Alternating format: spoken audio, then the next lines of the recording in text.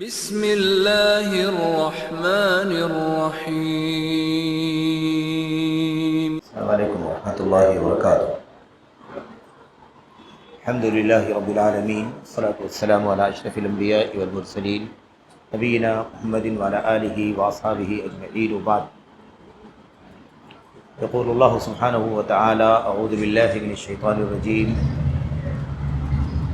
یا بنی لا تشرک باللہ ان الشرک لظلم عظیم۔ قال سبحانہ وتعالی: الذین آمنوا ولم يلبسوا ایمانهم بظلم اولئک لهم الامن وهم مهتدون۔ وقال سبحانہ وتعالی: ان الذین کفروا من اہل الکتاب والمشرکین فی نار جہنم خالدین فیہا اولئک هم شر البریہ۔ وقال النبی صلی اللہ علیہ وسلم: الظلم ثلاثہ ثم ذکرها۔ برادران اسلام، دین و ملی بھائیوں، نوجوان دوستوں، احباب و بزرگوں، قابل احترام اور بہنوں، عزیز بچوں، شرک کے نقصانات کیا ہیں، شرک کی خطرناکیاں کیا ہیں، اس سلسلے میں اللہ کی کلام کی آیات، اللہ کے نبی صلی اللہ علیہ وسلم کی حدیثوں کے حوالے سے کچھ باتیں آپ کے سامنے پچھلے دروس میں کی گئی ہیں۔ وہ سلسلہ جاری ہے، دراز ہے۔ بہت ساری باتیں اللہ کے کلام کی آیات میں، نبی علیہ الصلوۃ والسلام کی سنتوں میں شرک کے انجام اور اس کے برے اثرات، ثمرات اور نقصانات کے حوالے سے آئی ہوئی ہے۔ آپ کے سامنے آج کے اس درس میں چند آیتیں اور اللہ کے نبی علیہ الصلوۃ والسلام کی ایک حدیث کا ٹکڑا جو پڑھا گیا ہے۔ ان آیات میں اور حدیث میں چند نقصانات کا تذکرہ کیا گیا ہے۔ کچھ نقصانات ایسے بھی ہیں جن کا تذکرہ ان آیات میں، حدیث میں آیا ہوا ہے۔ مثال کے طور پر آپ نے جو پہلی آیت کریمہ پڑھی ہے، اس میں لقمان علیہ السلام اپنے بیٹے کو نصیحتیں کرتے ہوئے اللہ نے فرمایا: وَهُوَ يَعِظُهُ۔ لقمان علیہ السلام اپنے بیٹے کو نصیحت کر رہے تھے، اور نصیحت کرتے ہوئے انہوں نے جو سب سے اہم بات، پہلی بات فرمائی، وہ کیا تھی؟ یا بنی لا تشرک باللہ ان الشرک لظلم عظیم۔ اے میرے بیٹے، اللہ کے ساتھ شریک نہ ٹھہراؤ، اللہ کا ساجی، شریک، پارٹنر نہ بناؤ۔ یقیناً شرک بہت بڑا ظلم ہے، شرک بہت بڑا ظلم ہے۔ یہ پہلی آیت کریمہ۔ دوسری آیت کریمہ میں اس کا تذکرہ پچھلے دروس میں مختلف حیثیتوں سے آ چکا ہے۔ اللہ تبارک و تعالیٰ فرماتا ہے: الذین آمنوا ولم یلبسوا ایمانہم بظلم۔ وہ لوگ جو ایمان لائے اور اپنے ایمان کو گڑبڑ نہیں کیا، ملایا نہیں ظلم کے ساتھ نہیں ملایا۔ اولئک لہم الامن، انہی لوگوں کے لیے امن ہے، سکون ہے، وہم مہتدون، اور یہی ہدایت پانے والے ہیں، بلکہ ہدایت یافتہ ہیں، یعنی یہی وہ لوگ ہیں جن کو ہدایت مل چکی ہے۔ اور یقیناً سب سے بڑی ہدایت جو ہے، وہ سب سے بڑی ہدایت شرک سے پاک خالص ایمان اور توحید ہے، اور سب سے بڑی گمراہی اور ضلالت شرک ہے، کفر ہے، نفاق ہے، الحاد ہے۔ ایسے ہی جو ایک آیت کریمہ اور آپ کے سامنے پڑھی گئی، اس آیت کریمہ میں اللہ تبارک و تعالیٰ نے فرمایا: ان الذین کفروا من اہل الکتاب والمشرکین فی نار جہنم خالدین فیہا اولئک هم شر البریہ۔ یقیناً وہ لوگ جنہوں نے کفر کیا، چاہے وہ اہل کتاب میں سے ہوں یا یہ مشرکین ہوں، یہاں پر کفر و شرک کا معنی بھی واضح ہوگا۔ کبھی کبھی بعض ہمارے بھائی کفر و شرک کے معنی میں کچھ شبہے کا، کنفیوژن کا شکار رہتے ہیں۔ اس سلسلے کی بہت ساری آیتیں ہیں، حدیثیں ہیں جس سے کفر اور شرک کا معنی واضح ہوتا ہے۔ انہی میں سے ایک آیت کریمہ یہ بھی ہے، سورہ بینہ کی یہ آیت کریمہ، ان الذین کفروا من اہل الکتاب والمشرکین، جن لوگوں نے کفر کیا اہل کتاب میں سے اور مشرکوں میں سے۔ اللہ نے فرمایا ان کا انجام کیا ہوگا؟ ان کا انجام کیا ہوگا؟ فی ناری جہنم، وہ جہنم کی آگ میں ہوں گے، خالدین فیہا، ہمیشہ ہمیشہ رہیں گے، جہنم کی آگ میں ہمیشہ ہمیشہ رہیں گے۔ کوئی مہلت، کوئی راحت نہ تو عذاب میں، آگ میں تخفیف کی، آگ کو ہلکی کر دیا جائے، اور نہ ہی کوئی ٹائم کی، کسی وقت کی مہلت ان کو دی جائے۔ اللہ نے فرمایا اولئک هم شر البریہ، یہ دنیا کے سب سے برے لوگ ہیں، سب سے بدترین لوگ۔ پوری مخلوق میں، ساری مخلوق میں، بریہ کے میں سب لوگ آتے ہیں۔ بریہ جن کو اللہ نے پیدا کیا ہے، برا، الباری، اللہ تعالیٰ کا ایک نام کیا ہے؟ الباری، پیدا کرنے والا، وجود میں لانے والا۔ تو البریہ اللہ تبارک و تعالیٰ کی مخلوق، اللہ تعالیٰ کی مخلوق، پیدا کی ہوئی، جو بھی اللہ کے پیدا کرنا ہے۔ ظاہر ہے کہ سارے لوگ، انسان، حیوانات، چرند پرند، کیڑے مکوڑے، سب اللہ تعالیٰ کی مخلوق، اور دیگر نباتات، جمادات، حیوانات سبھی۔ تو اولئک هم شر البریہ، یہ جو ساری مخلوق اور کائنات دکھائی دے رہی ہے، ان میں سب سے جو برے لوگ ہیں وہ یہی لوگ ہیں، مشرکین۔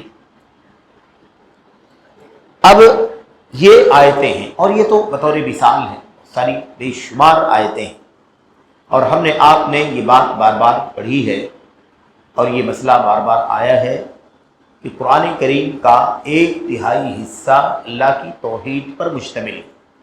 1/3 حصہ، 1/3 جس کو ہم کہتے ہیں ثلث، وہ کس پر مشتمل ہے؟ اللہ تبارک و تعالیٰ کی توحید پر۔ اللہ کی توحید بیان کرتا ہے 1/3 حصہ۔ وہ بیان کرنے کا طریقہ کیا ہے؟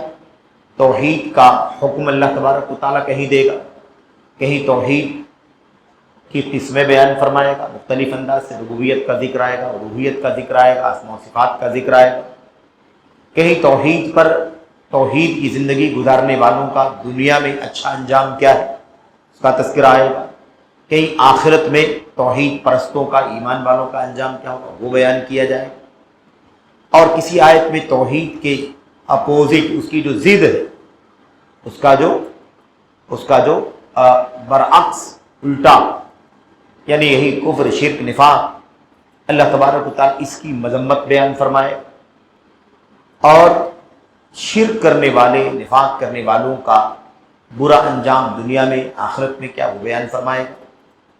الغرض اس طرح سے اللہ تبارک و تعالیٰ کا کلام 1/3 حصہ اللہ تبارک و تعالیٰ کی توحید پر مشتمل ہے۔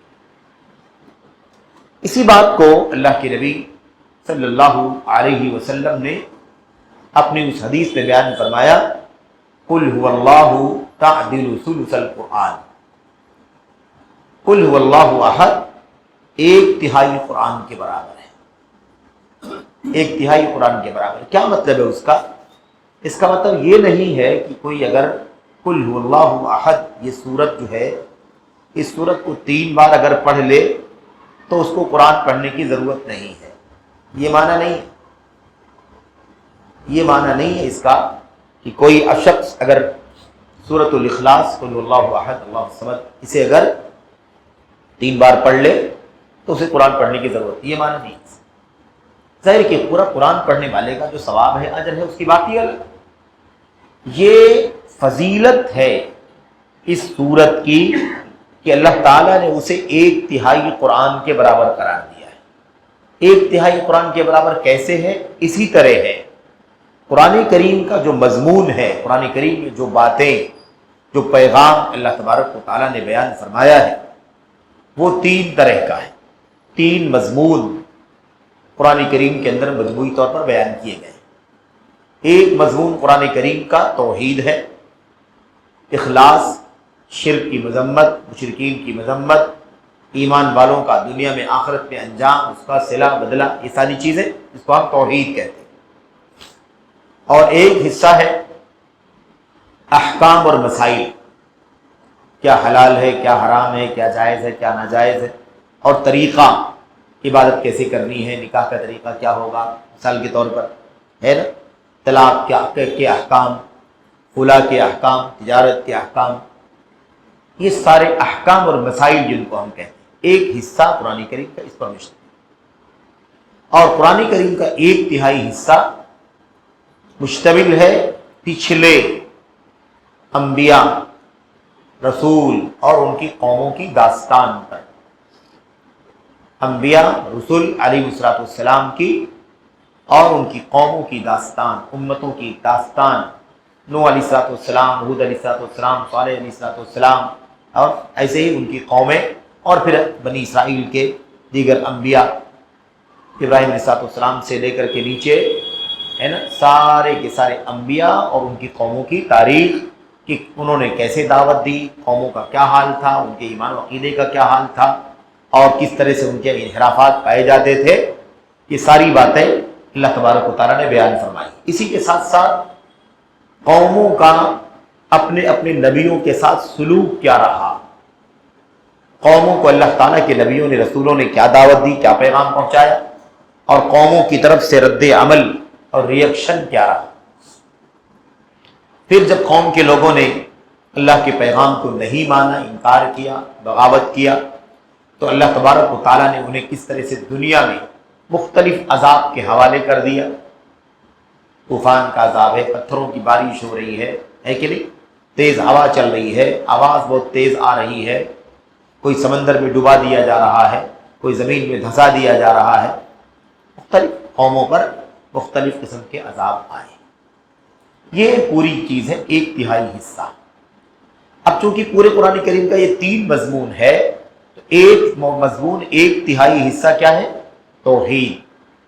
اور یہ جو سورۃ الاخلاص ہے، پوری سورت یہ صرف اللہ کی توحید کو بیان کرنے والی ہے۔ قل هو اللہ احد اللہ الصمد لم یلد ولم یولد ولم یکن لہ کفوا احد، یہ 4 آیتیں، چھوٹی چھوٹی 4 آیتیں اللہ کی توحید کے مضمون کو کور کرتی ہیں۔ اسی لیے اللہ کے نبی نے فرمایا کہ یہ 1/3 قرآن کے برابر ہے، یعنی 1/3 قرآن کا مضمون جو توحید کا ہے، وہی مضمون اکیلی یہ سورت بیان کر رہی ہے۔ تو ایک بات تو یہ ہے۔ اب آج جو ہمیں مضمون جس موضوع پر بات کرنی ہے وہ کیا ہے؟ یہی مسئلہ، شرک کا نقصان بڑا خطرناک۔ سب سے خطرناک مسئلہ تو یہ ہے کہ اللہ تبارک و تعالی کا حق مارا جاتا ہے۔ اس میں کس کا حق مارا جا رہا ہے؟ اللہ کی توحید کا حق مارا جا رہا ہے۔ عبادت اللہ کی ہونی چاہیے، کسی اور کی بالکل بھی نہیں ہونی چاہیے۔ اب کوئی اللہ کی عبادت کے بجائے کسی اور کی عبادت کر رہا ہے، یا کوئی اللہ کی عبادت کے ساتھ کسی اور کی عبادت کر رہا ہے، دونوں صورتوں میں اللہ تبارک و تعالیٰ کے توحید کا حق مارا جا رہا ہے، ظلم کیا جا رہا ہے۔ اللہ کے حق پر کیا ہو رہا ہے؟ ظلم کیا جا رہا ہے۔ ہمارا کوئی حق مار دیتا ہے تو ہم کہتے ہیں کہ ظلم کر رہا ہے، ظالم، اور ہم اپنے آپ کو کیا کہتے ہیں؟ مظلوم ہے، ہم پر ظلم کیا جا رہا ہے۔ اور پھر ہم یہ بھی کہتے ہیں کہ مظلوم کی بد دعا سے ڈرو، کیونکہ مظلوم کی بد دعا اور اللہ تبارک و تعالیٰ کے درمیان، مظلوم کی بد دعا اور اللہ تبارک و تعالیٰ کے درمیان کوئی رکاوٹ نہیں ہے، کوئی آڑ نہیں ہے کہ نہیں؟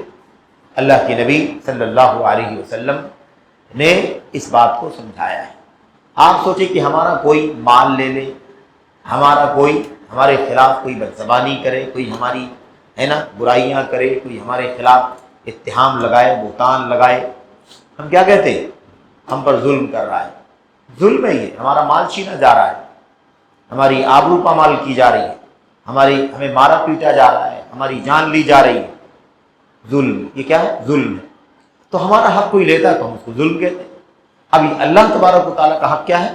توحید۔ اب اگر کوئی اللہ تعالیٰ کی توحید کے حق کو پامال کرے تو ظالم ہے کہ نہیں ظالم؟ ظالم ہے، اور ظالم ہی نہیں بلکہ سب سے بڑا ظالم ہے۔ کیونکہ اس سے بڑا کوئی حق کسی کا مار ہی نہیں سکتا. سب سے بڑا حق اگر کسی کا ہے تو اللہ تبارک و تعالیٰ کا ہے. اور اب اللہ کی مخلوق، اللہ کے بندے، انسان، جن کیا کر رہے ہیں؟ اللہ تعالیٰ کا حق مار رہے ہیں، ظلم کر رہے ہیں اللہ تبارک و تعالیٰ کے حق پر. توحید، خالص عبادت اور بندگی اللہ تعالیٰ کا حق. یہ دیکھو، اللہ کی عبادت ہونی چاہیے. عبادت اللہ تبارک و تعالیٰ کے لیے خاص کرنے کے بجائے کہاں کر رہے ہیں؟ اس قبر پر، اس مزار پر، اس دیوی پر، اس دیوتا ہے نا، اور بت ہیں، مورتیاں ہیں، زندہ ہیں، مردہ ہیں، مختلف حیثیتوں کے ہیں. یہ ہے ظلم. اچھا، اب اس ظلم کا سب سے پہلی بات کیا آئی کہ بہت بڑا ظلم ہے، عظیم ظلم، بہت بڑا ظلم. اللہ تبارک و تعالیٰ کے حق کو مارنے کا جو ظلم ہے سب سے بڑا ظلم ہے. اور اللہ تبارک و تعالیٰ نے اپنے کلام میں اپنے ایک نیک اور صالح بندے کی نصیحت کا ذکر فرمایا ہے. نیک بندے، صالح بندے کی نصیحت کا. لقمان علیہ السلام نبی نہیں بلکہ اللہ تعالیٰ کے ایک نیک اور صالح بندے ہیں. ایک نیک اور صالح بندے ہیں. چونکہ وہ بہت اپنی نیکی میں، اپنے تقوی و طہارت میں، للہیت میں بہت زیادہ معروف تھے. اسی لیے اللہ تبارک و تعالیٰ نے اس امت کو نصیحت کرنے کے لیے اپنے بندوں کو ان کی زندگی کا ایک نمونہ پیش کیا کہ لقمان علیہ السلام جو میرے نیک بندے تھے، انہوں نے کس طرح سے اپنے بیٹے کو بہت ساری قیمتی نصیحتیں کی تھیں. اور اس میں پہلی نصیحت یہ تھی کہ میرے بیٹے شرک نہیں کرنا. دیکھا تو اب یہ شرک کا ایک نقصان ہے، خسارہ ہے. وہ کیا ہے؟ کہ جو شرک کر رہا ہے وہ اللہ کے حق پر ظلم کر رہا ہے. جو قبروں پر سجدے کر رہا ہے، اولیاء اور صالحین کو عالم الغیب مان رہا ہے، جو ان کو اپنی مدد کے لیے پکار رہا ہے، جو ان کے سامنے ان کے آستانوں پر، دروں پر سر ٹیک رہا ہے، جو اللہ تعالیٰ کے صالح اور نیک بندوں سے مرادوں کا سوال کر رہا ہے، بیماریوں سے شفا مانگ رہا ہے، دولت مانگ رہا ہے، اولاد کا سوال کر رہا ہے، ان سے ڈر رہا ہے، ان سے امید لگا رہا ہے، وہ سب کیا کر رہے ہیں؟ یہ سب کے سب اللہ تعالیٰ کے حق توحید پر ظلم کر رہے ہیں. اب آپ بتائیے کہ ظلم کا سب سے اونچا جو مرجع ہے، جو درجہ ہے، آدمی مشرک جب ہوتا ہے تو اس بڑے درجے کا ظلم کرتا ہے. اس کی سزا بھی آ رہی ہے، اس کا انجام بھی آ رہا ہے. دوسری آیت کریمہ میں اللہ تبارک و تعالیٰ نے کیا فرمایا کہ یہ جو ظلم ہے، جو لوگ ظلم کر رہے ہیں ان کا انجام کیا ہوگا، اور جو ظلم سے بچ رہے ہیں ان کا انجام کیا ہوگا. جو لوگ شرک سے بچ رہے ہیں ان کے لیے امن ہے اور ان کے لیے ہدایت ہے. لیکن جو لوگ ظلم کر رہے ہیں، اللہ تعالیٰ کے حق کی توحید کو پامال کر رہے ہیں، ان کا انجام کیا ہوگا؟ ان کا انجام یہ ہوگا کہ وہ ہدایت سے محروم کر دیے جائیں گے اور امن و امان سے، راحت سے، زندگی کے سکون سے انہیں محروم کر دیا جائے گا. بہرحال اس کے بعد انجام پر بات کرتے ہیں کہ ظلم کا، یہ جو شرک سب سے بڑا ظلم ہے، اس کا انجام کیا ہے؟ اس کا انجام، نقصان، اس کے برے ثمرات کیا ہیں؟ سورۃ البینہ کی آیت کریمہ آپ کے سامنے پڑھی گئی ہے اور اس معنی کی بہت ساری آیتیں موجود ہیں. اللہ تعالیٰ فرماتا ہے الذین کفروا من اہل الکتاب والمشرکین فی نار جہنم خالدین فیہا. کفار جو بھی کفر کرنے والے ہیں، چاہے وہ اہل کتاب میں سے، اہل کتاب یہود نصارہ، یہود اور نصارہ، یہودیوں کے یہاں جو عقائد پائے جاتے تھے وہ عقائد کفریہ تھے، شرکیہ تھے. عیسائیوں کے ہاں جو عقائد پائے جاتے تھے وہ کفریہ تھے، شرکیہ تھے. یہ دو طبقے اس کے اندر آ گئے، یہود و نصارہ اہل کتاب میں آ گئے. اور پھر اللہ نے فرمایا والمشرکین. مشرکین یہ کون ہے؟ یہ عرب کے وہ مشرکین ہیں جو قرآن کریم کے اترنے کے وقت عرب میں تھے، اور پھر اس کے بعد قیامت تک جتنے بھی لوگ شرک کرنے والے ہیں سب کے سب اس کے اندر شامل. انہی تین طبقوں کے لوگوں کو جاہلیت والے کہا جاتا ہے. جب ہم کہتے ہیں نا جاہلیت، اس کا معنی کیا ہوتا ہے؟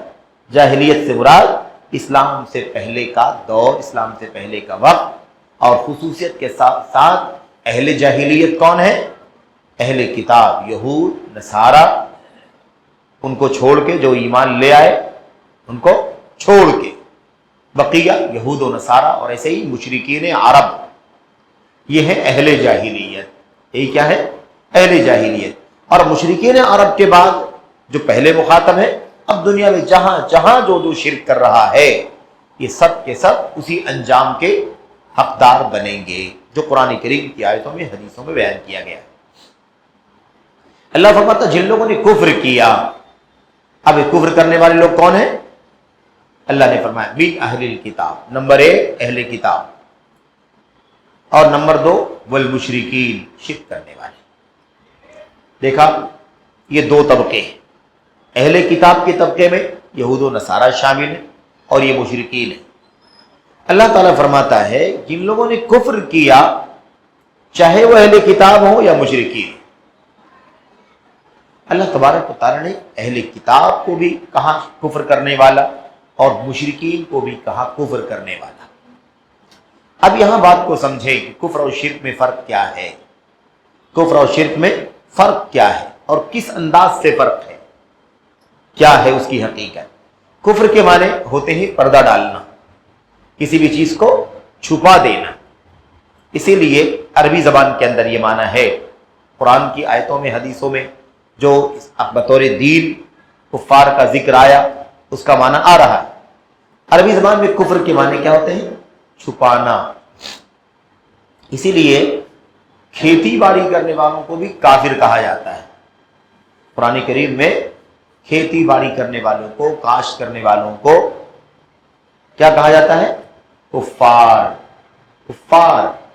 اللہ تعالیٰ نے قرآن کریم میں فرمایا یعجب الکفار نباتہ، یعجب الکفار نباتہ. یہ سورہ حدید کی آیت کریمہ کے اندر ہے نا. اعلموا انما الحیات الدنیا لعب ولہو وزینۃ وتفاخر بینکم وتکاثر فی الاموال والاولاد الی آخر الآیہ. اس میں کیا آیا ہوا ہے؟ یعجب الکفار نباتہ. کفار سے مراد زراع، کھیتی باڑی کرنے والے، کاشت کرنے والے. اب ان بیچاروں کو، کھیتی باڑی کرنے والوں کو کفار کیوں کہا جاتا ہے؟ اس لیے کہ کھیتی باڑی کرنے والا ہل چلاتا ہے. ہل چلاتا ہے جانوروں کی مدد سے یا مشینوں کی مدد سے. ہل چلاتا ہے مٹی کے درمیان، مٹی میں نالیاں بناتا ہے، شگاف بناتا ہے، اور اس کے بعد اس کے اندر بیج ڈال کر کے مٹی سے اسے ڈھانپتا ہے. مٹی سے کیا کرتا ہے؟ اسے ڈھانپتا ہے، چھپاتا ہے. یہاں سے زراع، کھیتی باڑی کرنے والوں کو کیا کہا گیا؟ کفار. تو کفار یہ وہ کفار نہیں ہے نا، بلکہ کیا معنی اس کا؟ یعنی کھیتی باڑی کرنے والے جو بیج کو مٹی میں ڈال کر، مٹی کو اوپر سے ڈال کر کے چھپا دیتے ہیں، اور پھر اس کے بعد مٹی میں جو اللہ تبارک و تعالیٰ نے کیا کہتے ہیں اس میں طاقت و قوت رکھی، اس کے ذریعے سے وہ کیا ہوتا ہے؟ پودا پھر آگے کی طرف بڑھتا ہے، اور اس کا تذکرہ بھی آیا ہوا ہے. بہرحال اللہ تبارک و تعالیٰ نے کیا کہا؟ جن لوگوں نے کفر کیا. یہ تو لفظی معنی ہو گیا چھپانا. اب اس کا قرآن میں سنت پہ اس کا معنی کیا ہے؟ کفار کسے کہتے ہیں؟ کفار کہتے ہیں اسی توحید کو جس کا اعلان ہونا چاہیے، جس کا اقرار ہونا چاہیے، جس کو مان لینا چاہیے.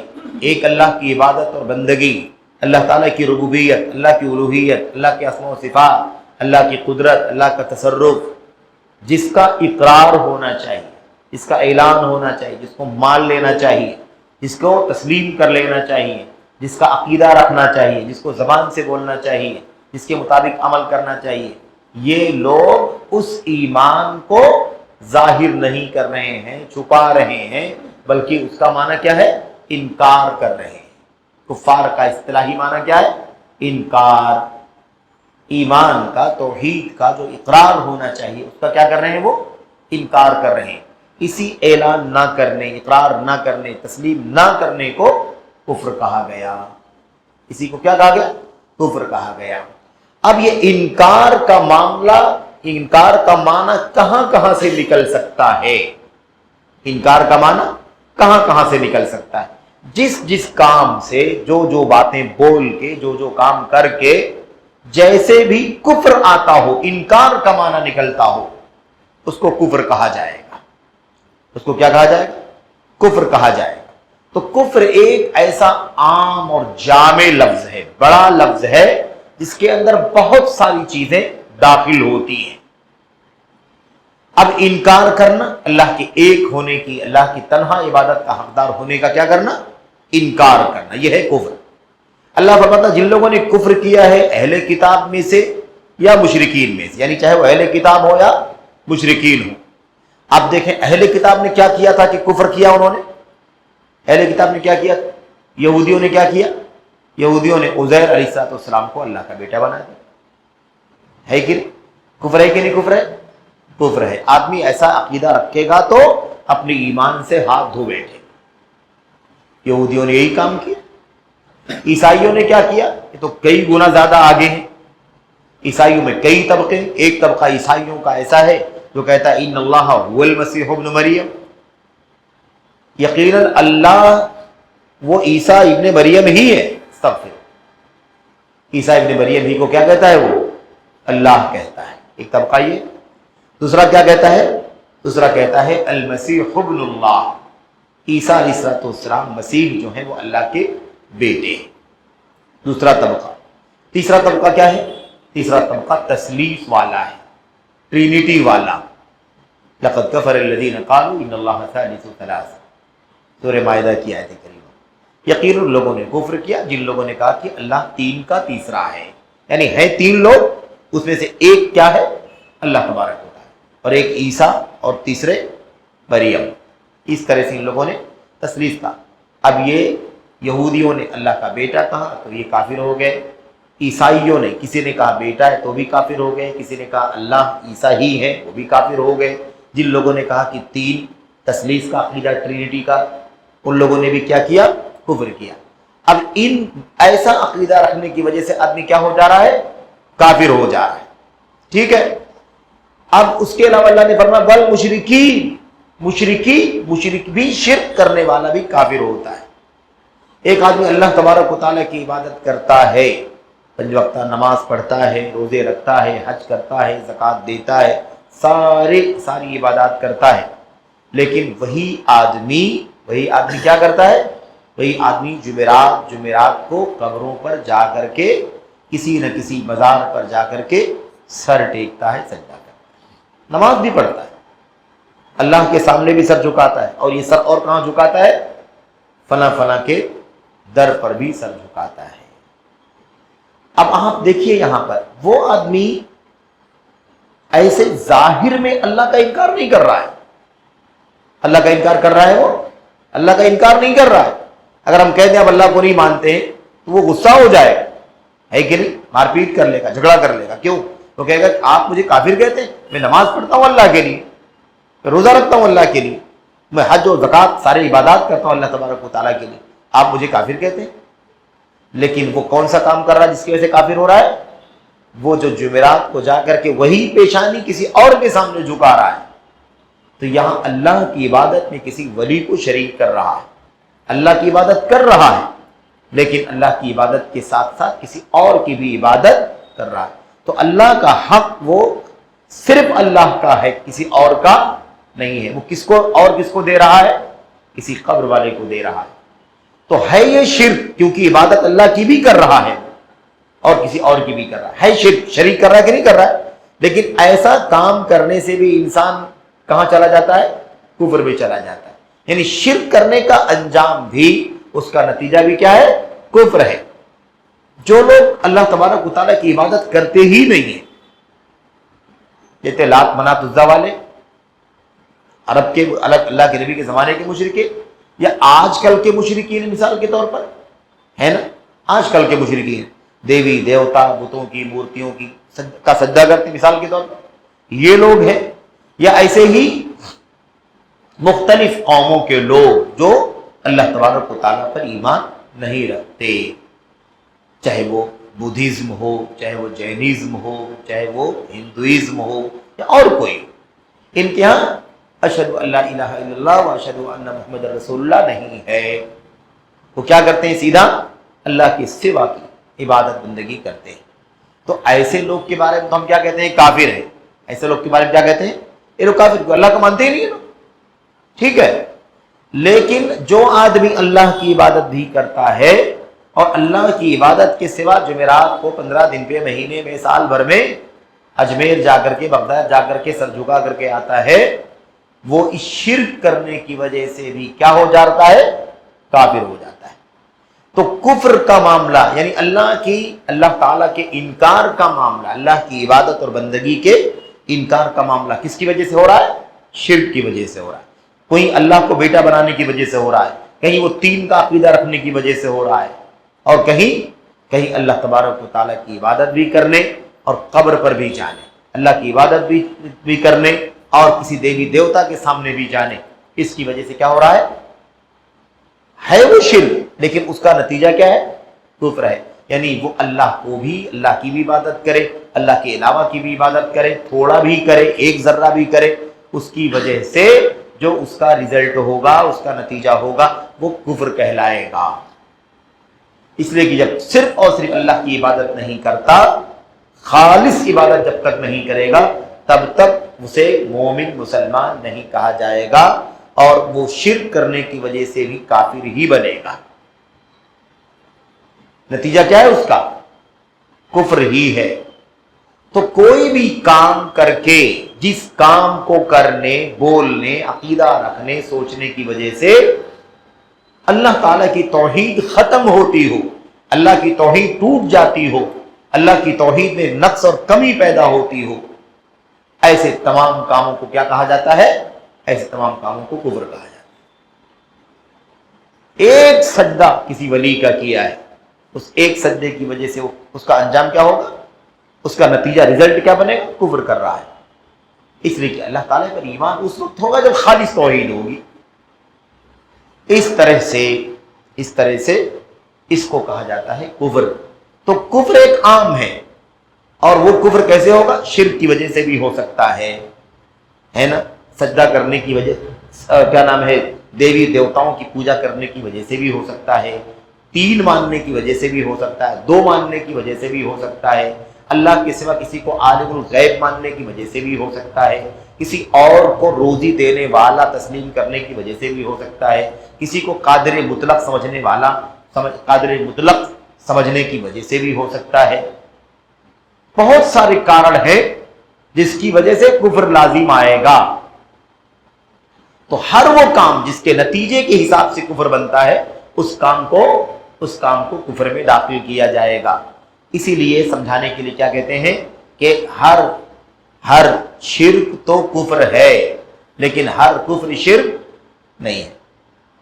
آئی بات سمجھ میں؟ ہر شرک کرنے والا کیا کر رہا ہے؟ کفر کر رہا ہے، لیکن ہر کفر کرنے والا شرک نہیں کر رہا ہے، کیونکہ کفر صرف شرک کی وجہ سے نہیں ہوتا ہے، دوسری وجہ سے بھی کفر ہوتا ہے، تسلیس کا عقیدہ رکھنے کی وجہ سے بھی ہو رہا ہے۔ سمجھ رہے ہیں؟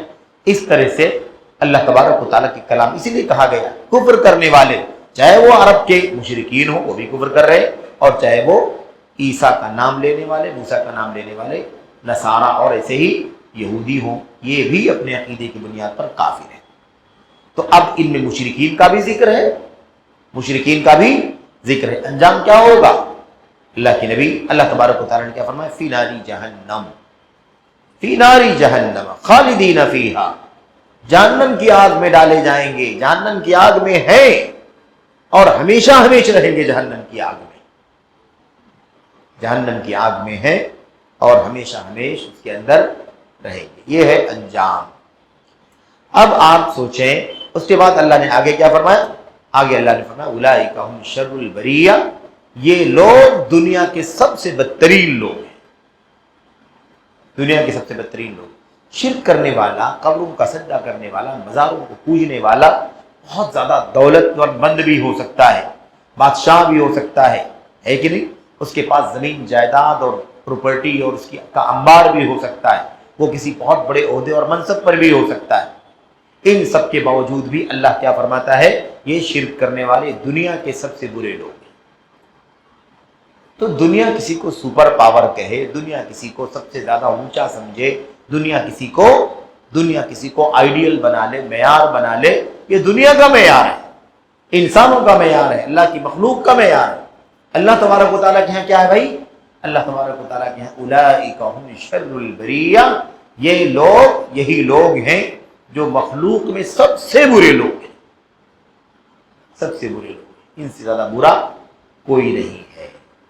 تو اب یہاں پر ہمیں یہ نقصان معلوم پڑا، ایک نقصان معلوم پڑا تھا کہ جو شرک کر رہا ہے وہ اللہ کا حق مار رہا ہے۔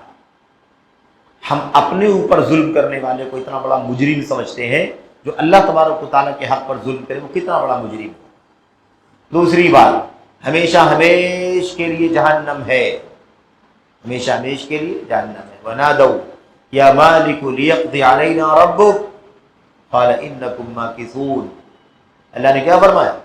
اللہ نے فرمایا کہ جہنمی جب جہنم میں ڈالے جائیں گے، ڈال دیے جائیں گے مشرکین، نادوا، چلائیں گے، آواز لگائیں گے، یا مالک لیقضی علینا ربک، اے مالک۔ مالک کون ہے؟ جہنم کے داروغے کا نام ہے، داروغے جہنم کا نام ہے۔ جیسے داروغے جنت کا نام رضوان ہے، ایسے ہی داروغے جہنم کا نام مالک۔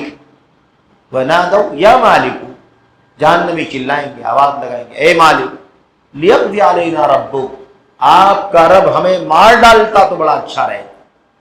یعنی اللہ تعالیٰ اگر فیصلہ کر دیتا کہ ہماری کیا ہو جائے، موت ہو جائے، ہم دنیا سے چلے جائیں گے، دنیا سے چلے گے جہنم میں، لیکن جہنم میں موت کی تمنا کریں گے، اس قدر عذاب ہوگا۔ کس کی تمنا کریں گے؟ موت کی تمنا۔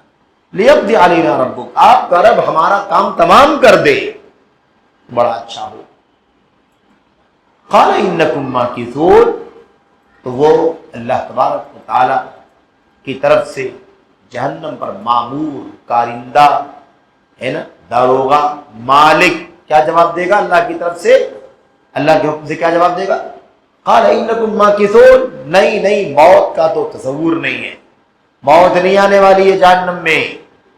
انکم ماکثون، یقیناً تمہیں اس جہنم کے عذاب میں ہمیشہ رہنا۔ ماکثون کس کو کہتے ہیں؟ مکث، ٹھہرنا۔ مکث کے معنی اسی میں پڑے رہنے والے ہو، اسی میں پڑے رہنے والے ہو، اس سے نکلنا نہیں ہے۔ اور ربنا اخرجنا نعمل غیر الذی کنا نعمل، جہنمی کہیں گے اللہ ہمیں جہنم سے نکال دے، ہمیں جہنم سے نکال دے، ہم اب جنت، اب کی ہم جہنم سے نکال دے ہمیں، جو ہم برے عمل کیا کرتے تھے اب کی ہم اس کے علاوہ عمل کر کے آئیں گے۔ نعمل غیر الذی کنا نعمل، وہ عمل کر کے آئیں گے، اس کے علاوہ عمل کر کے آئیں گے جو عمل ہم نے اس سے پہلے دنیوی زندگی میں کیا تھا۔ تو یہ اس طرح سے مانگ کریں گے۔ اللہ کے نبی، اللہ تبارک و تعالیٰ کے کلام کی کئی آیتوں میں خود اللہ کے نبی علیہ الصلوۃ والسلام نے بھی مسئلہ سمجھایا، کیا کہ کلما نضجت جلودہم بدلناہم جلودا غیرہا لیذوقوا العذاب۔ اللہ نے فرمایا انہی مشرکین کی بات چل رہی ہے نا، کیا ہوگا معاملہ؟ جب ان کی چمڑیاں، ان کی کھالیں جل جائیں گی، کھالیں، جہنمیوں کی کھالیں، چمڑے کیا ہو جائیں گے؟ جہنم کی آگ میں جل جائیں گے۔ کلما نضجت، جل کے پک جائیں گے، نضوج پکنے کو کہتے ہیں۔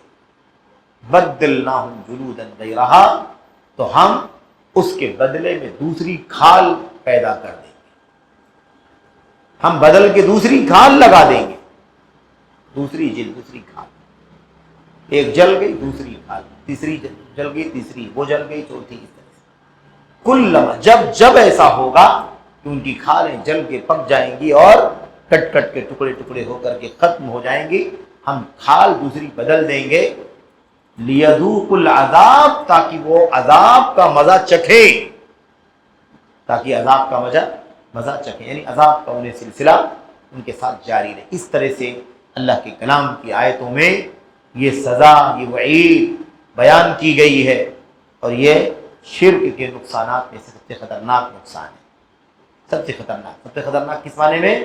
کہ آدمی جہنم میں ڈالا بھی جائے گا اور پھر کبھی بھی اس سے نکلنے کی اجازت اسے نہیں۔ آدمی کی زندگی میں، ہماری اور آپ کی زندگی میں کوئی بھی مصیبت آئے، پریشانی آئے تو ہم کیا کہتے ہیں؟ کہتے ہیں یہ دنیوی زندگی ہے، یہ دنیا ہے، یہ دن کٹ جائیں گے، ایک دن کیا ہو جائیں گے؟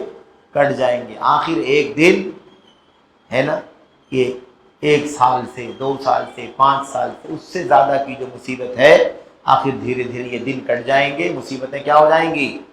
ختم ہو جائیں گی. فقیر ہے، محتاج ہے، کیا کہتا ہے؟ ہم کیا کہتے ہیں؟ بھئی یہ فقیری کے دن ہے، غریبی کے دن ہے، انشاءاللہ یہ غریبی کے دن کٹ جائیں گے، ایک دن اللہ تعالیٰ فراوانی عطا فرما دے. لیکن تسلی ہوتی کہ نہیں ہوتی ہے کہ ایک دن تو بہرحال یہ مصیبت کیا ہو جائے گی؟ ٹل جائے گی، پھر ہم راحت پائیں گے. لیکن یہ عذاب دیکھو، انکم ماکثون، تمہیں اسی جہنم کے آگ میں پڑا رہنا ہے.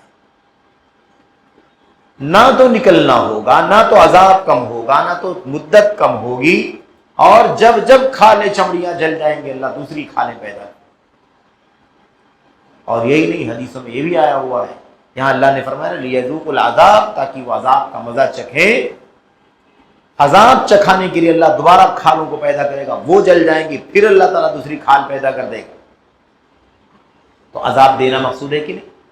یعنی عذاب دیا جا رہا ہے کیونکہ اس کا وہ حقدار ہے، اس کا وہ مستحق ہے، وہ اللہ تعالیٰ کی طرف سے ظلم نہیں ہے.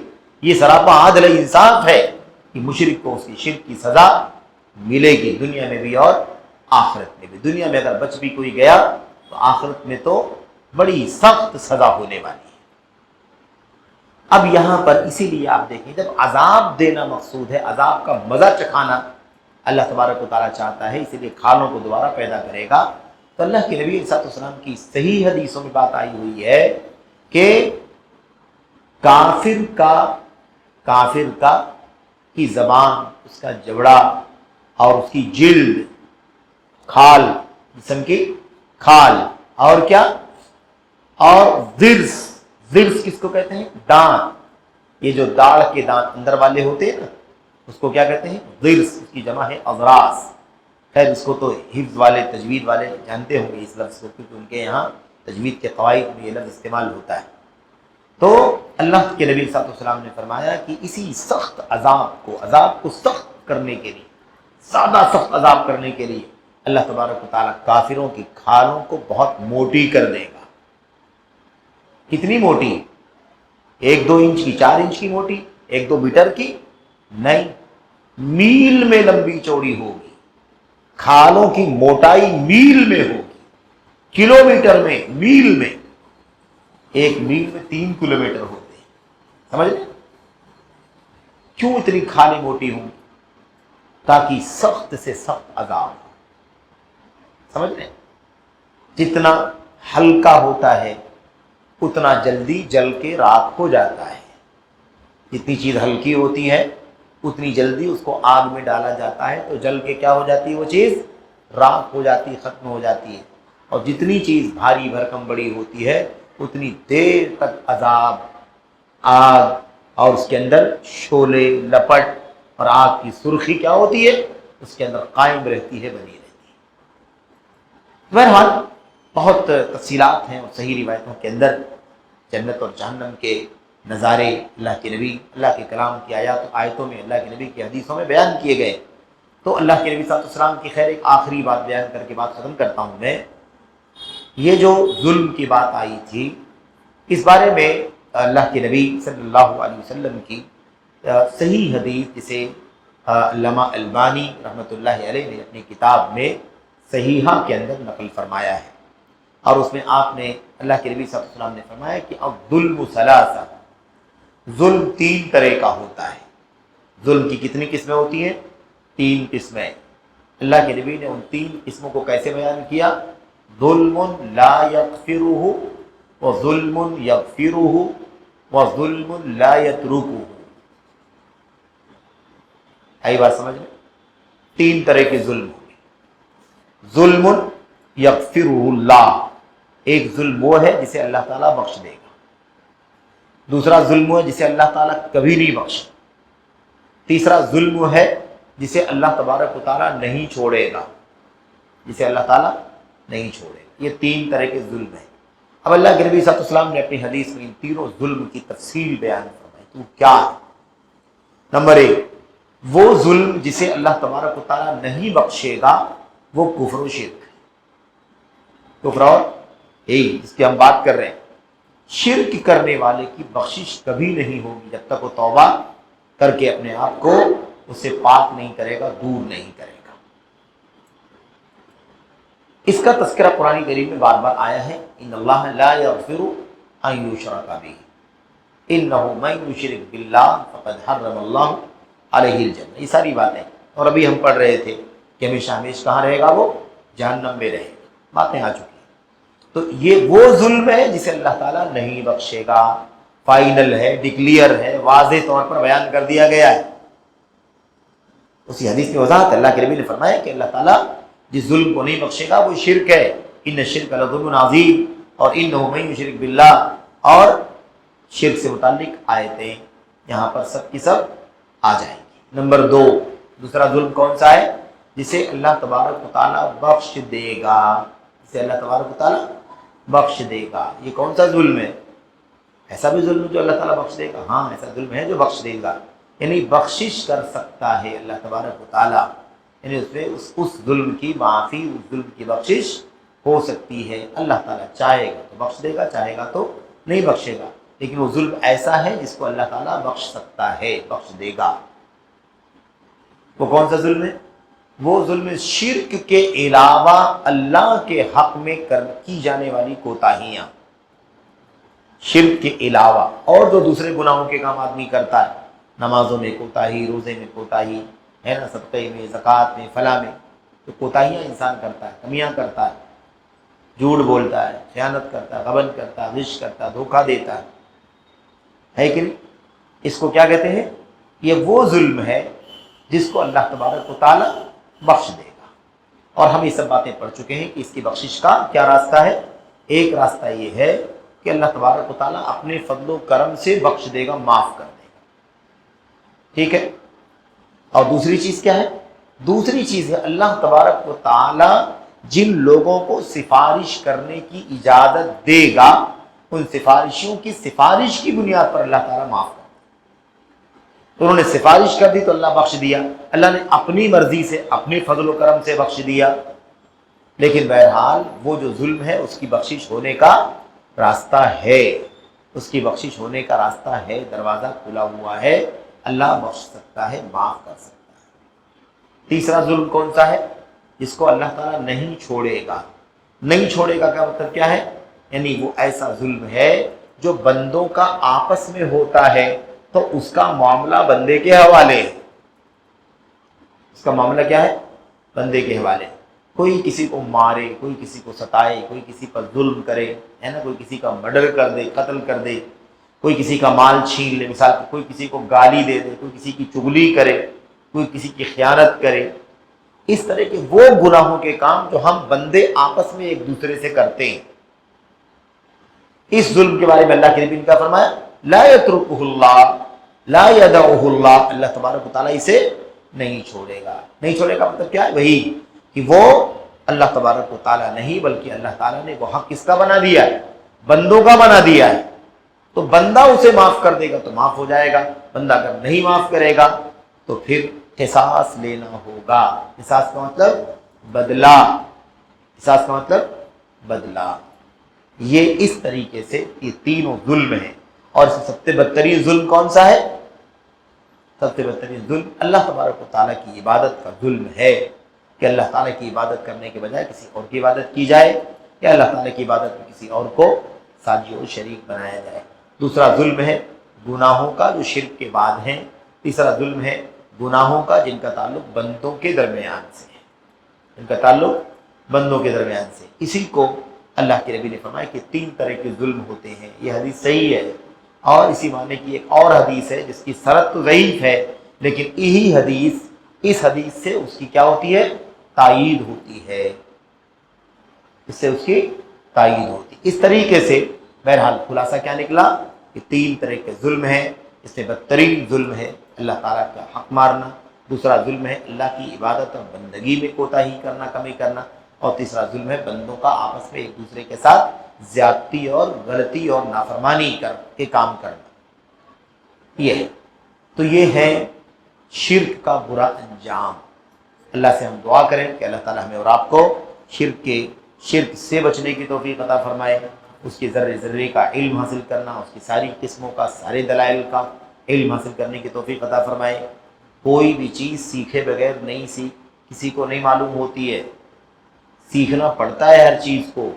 تو عقیدے کو بھی، توحید کو بھی سیکھنا پڑے گا، عقیدے کو بھی، توحید کے سبجیکٹ کو بھی کیا کرنا پڑے گا؟ سیکھنا پڑے گا، اس کے لیے بیٹھنا پڑے گا۔ ایسے کہنے سے نہیں کام چلے گا کہ ہم جانتے ہیں اللہ اکیلا ہے، آدمی اللہ کو اکیلا بولتا بھی رہتا ہے اور قبروں اور مزاروں پر سجدہ بھی کرتا رہتا ہے۔ تو یہ ہے بہرحال چند نقصانات، اور بہت سارے نقصانات ہیں جن کا تذکرہ آگے آئے گا۔ اللہ سے دعا کرتے ہیں کہ اللہ تعالیٰ ہمیں اور آپ کو یہ موضوعات اور یہ شرک کا بدترین انجام، اسے اللہ تعالیٰ سمجھنے کی اور اس کے مطابق اپنے آپ کو شرک کے ایک ایک ادنا ذرے سے بچانے کی اللہ تعالیٰ ہمیں اور آپ کو توفیق عطا فرمائے۔ آمین یا رب العالمین۔ وصلی اللہ وسلم وبارک علی نبینا محمد وعلی آلہ وصحبہ اجمعین۔ السلام علیکم ورحمۃ اللہ وبرکاتہ۔